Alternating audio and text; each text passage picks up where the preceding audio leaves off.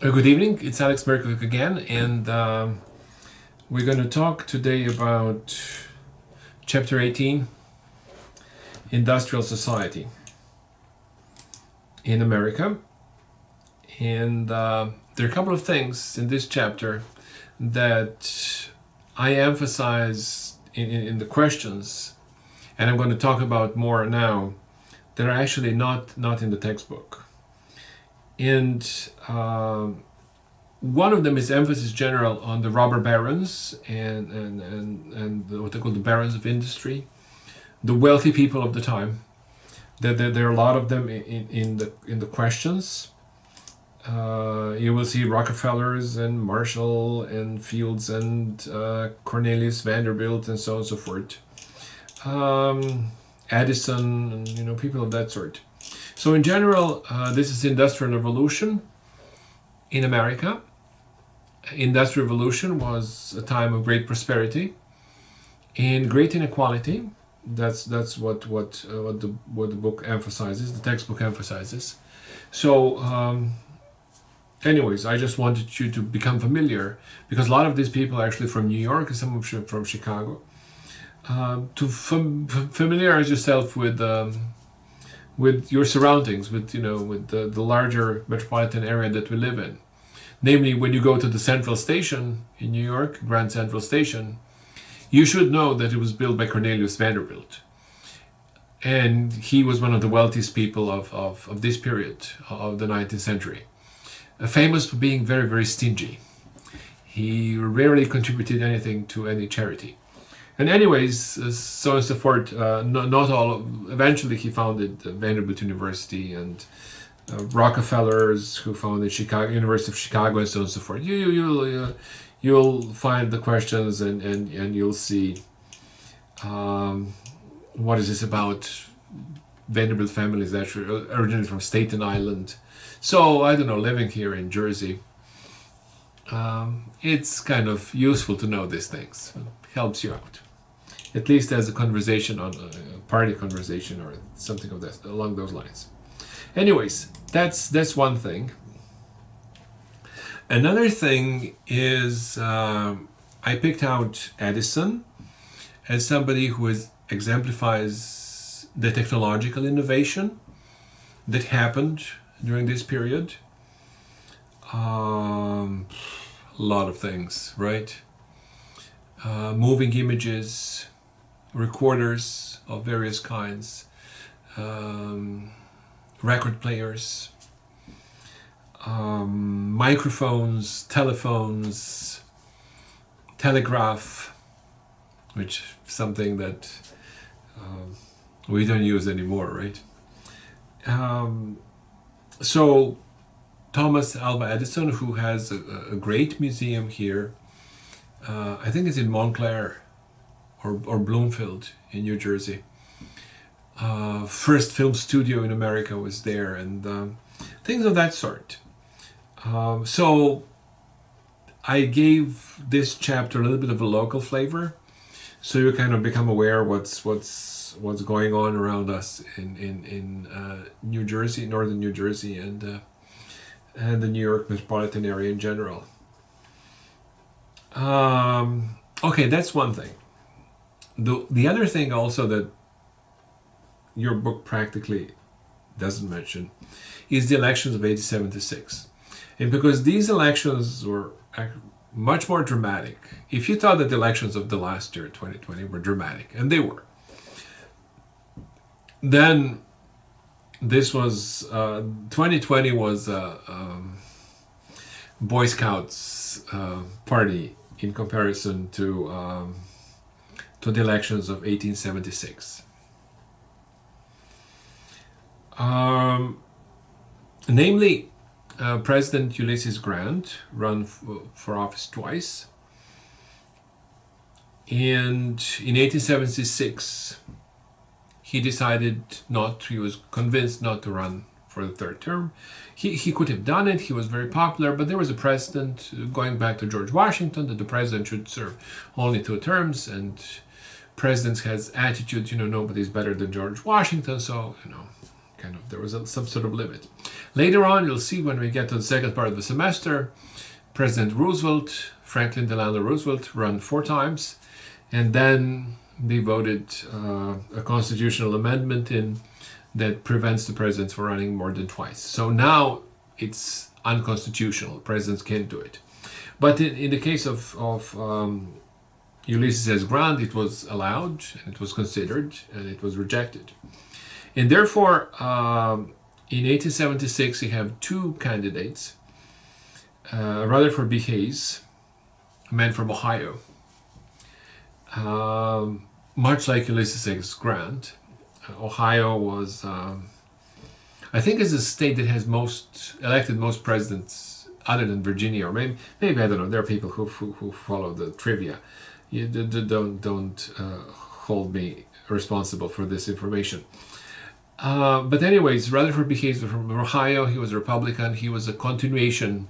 He was Ulysses S. Grant 2.0, continuation of the same policies. And we have Samuel J. Tilden, who was his opponent. And it seems that Tilden actually won the elections. We don't know for sure. There was a lot of shady things going on. One of the interesting things that happened in these elections of 1876 is that nobody won the majority in the Electoral College, or to put it this way, they were contested electors. And you might remember it from 2020, that the way the process works, every state sends a list of electors to the Congress, and then Congress opens the list, says, these are the electors, and then they confirm that, and they move on. That's what was happening on January 6th, right, of 2020. Well,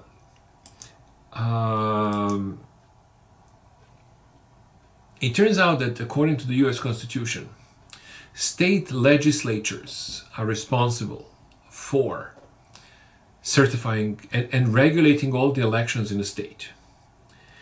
And there were competing sets of electors. You have various situations in several states that, state legislature certified one set of electors, and it was signed by the governor, and then, and then the governor actually signs another certification for another set of electors. So when that information came to the Congress, neither Rutherford B. Hayes nor Samuel J. Tilden had the majority.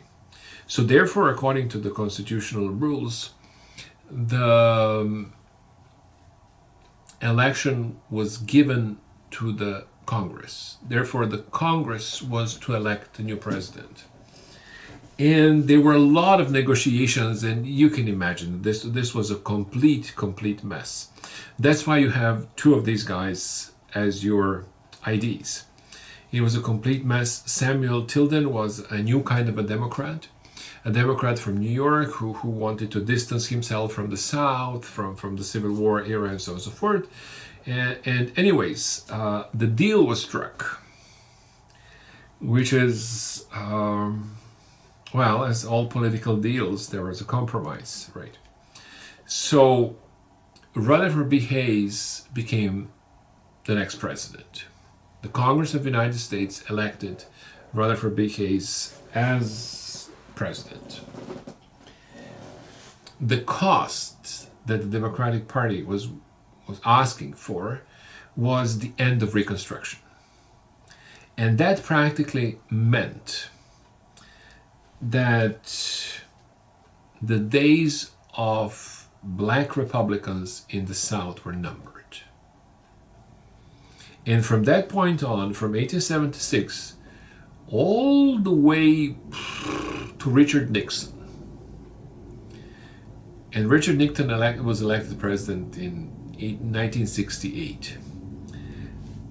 American South was solidly Democratic because of the so-called Jim Crow laws. So that was the trade-off. It was a procedure in the Congress. That's what Congress does. You come in and you bargain, you haggle, and nobody ends up happy. That's why nobody likes Congress, because that's the purpose of the Congress. People come in and haggle, agree on something, and you don't like the deal, and I don't like the deal either, but we can't do better, so we have to move on. So that's what they agreed to. So that's one of the things that I wanted you to focus on these elections of 1876. They're very interesting. There are a couple of constitutional issues, like what happened if nobody gets the majority in the Electoral College, and in particular, what happens when the states send two different set of certifications to the Congress. And you've seen it on January 6th, that the issue of January 6th was to certify the results that the states send to Congress. So anyways, US Constitution is a complicated thing.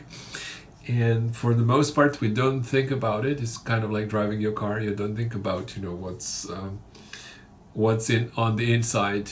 And then when something happens, all these little details about the Constitution come out. So I thought it would be interesting and useful for you guys and to know about these elections of 1876.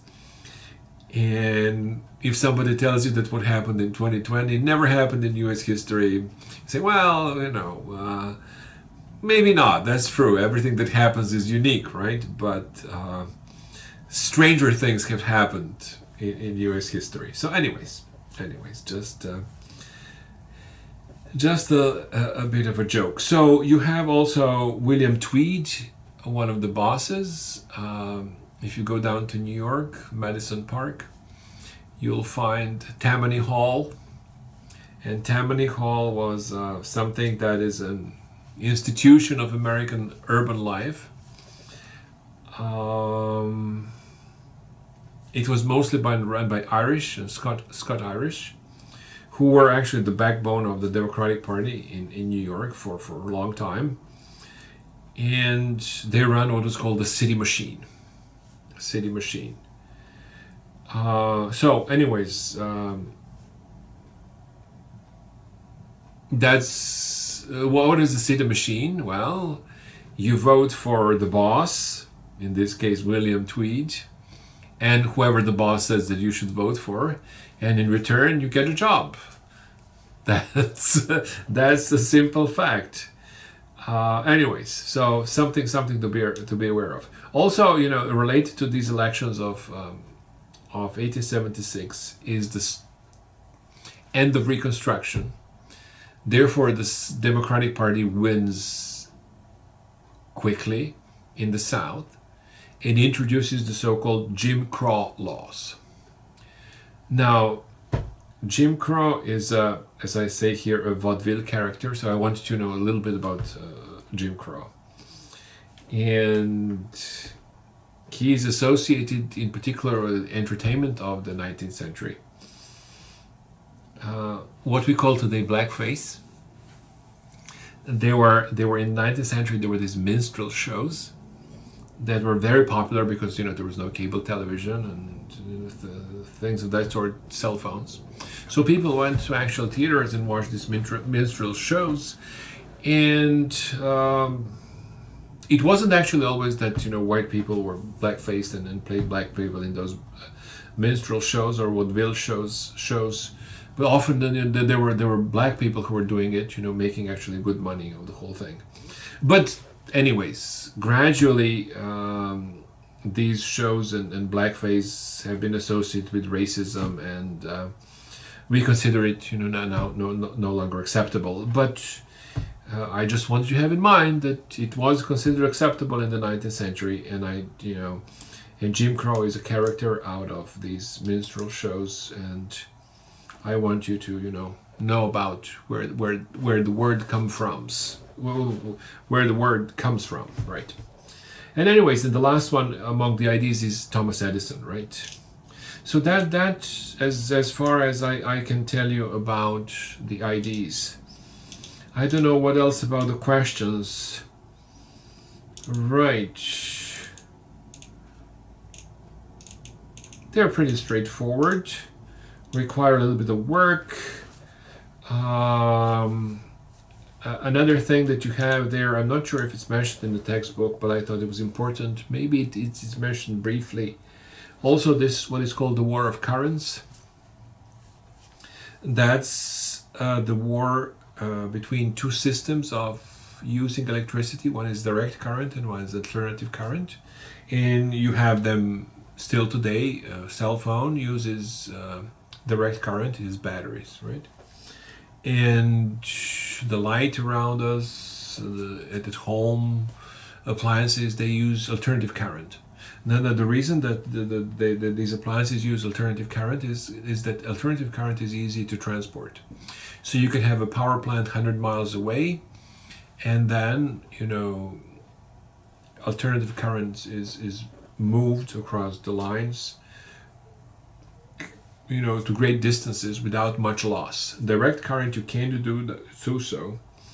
And you have a case, actually. Thomas Edison was the one who patented a lot of these technological innovations that are associated with direct currents and the generation and the motors that use direct current and so on and so forth. And he built also a first station in New York City, but that station can cover only a couple of miles in the vicinity. Whereas when alternative current came to our area, usually the generation power generators were in Niagara, so that's like good 6 hours away from here. So anyways, the alternative current is associated with Tesla. Nikola Tesla, American scientist of Serbian origin, and Elon Musk picked up on that name and kind of named his car Tesla, even though his car actually uses direct current and not the alternative current. But anyways, you charge the car by charging it, plugging it into a wall, and out of wall you get the alternative current. So anyways, other things that you have here, Tammany Hall, socialists, right? There are a lot of socialists, so I wanted you to get to know some of these differences. Immigration in particular, Lower East Side in New York was a great center for immigrants. The route was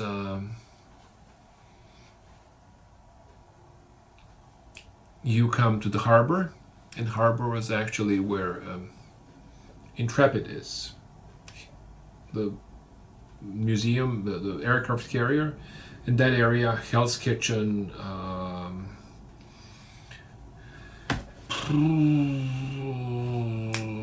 Greenwich Village, and anyways, I forgot exactly what the area exactly is called. But anyways, that's where the docks were. You see the docks on the Hudson River, and that's where the harbor was. And then, from there, people would actually go into the Lower East Side, which became one of the most densely populated areas in the world at this time. So immigration was a really, really important thing. Organizations, International Workingmen's Association, and so on and so forth. So all the various differences. I don't want to go into too much details there, but just to be aware that there were these various organizations, and some of them are more radical, and some of them are less radical, and some of them are socialist, and some of them are labor, and some of them are anarchists. So that's my point here.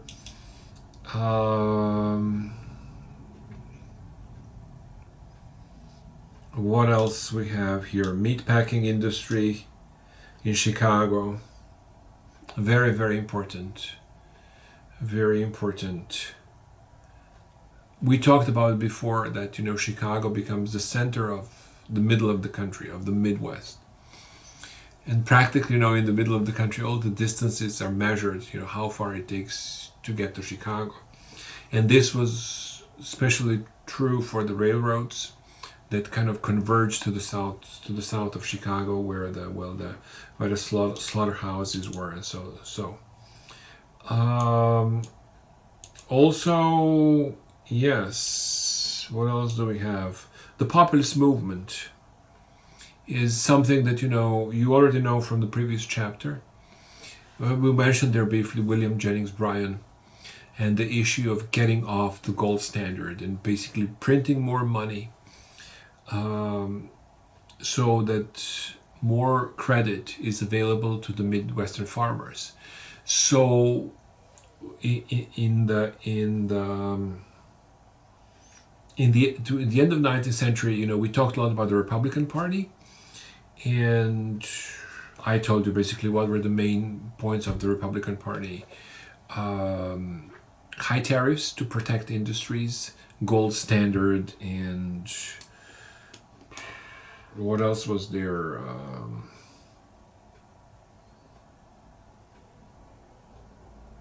Free labor, right? Free labor.